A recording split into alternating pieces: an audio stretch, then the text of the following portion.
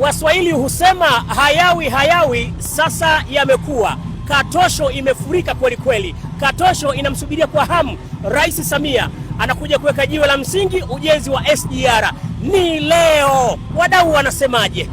SGR inapokuwa inafika mkoa wa Kigoma inakuwa imefika Katavi, na hii ni ishara ya mageuzi makubwa ya kiuchumi katika nchi yetu. Ni ishara kubwa ya ushirikiano baina ya Tanzania na nchi jirani kama DRC Congo. Ni ishara kubwa ya ukombozi ya kusogeza huduma, lakini kusogeza fedha mifukoni mwa wananchi. Kwa hiyo ni ishara ya kuifanya Tanzania itengeneze ramani nyingine katika sura za kimataifa. Ni ishara ya maendeleo katika nchi yetu. This day is very, very important to us. Siku ya leo ni siku nzuri kwetu kwa sababu inatuunganisha pamoja hapa kutokana na usafirishaji kupitia ushoroba wa kati. Inaunganisha Tanzania na nchi mbalimbali kama vile DRC, Uganda, Jinja na baadaye Burundi. Hili ni tukio kubwa sana kwa upande wa Central Corridor. Pia natuunganisha DRC na Zambia.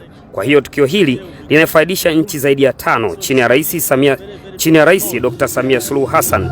Na mimi nimefurahishwa kuwa sehemu ya tukio hili. We are happy to be part of this. Naam, hii ni reli ambayo itakuwa na fursa nyingi kwa wana Kigoma, lakini pia na nchi jirani za Rwanda, Burundi, DRC na Zambia.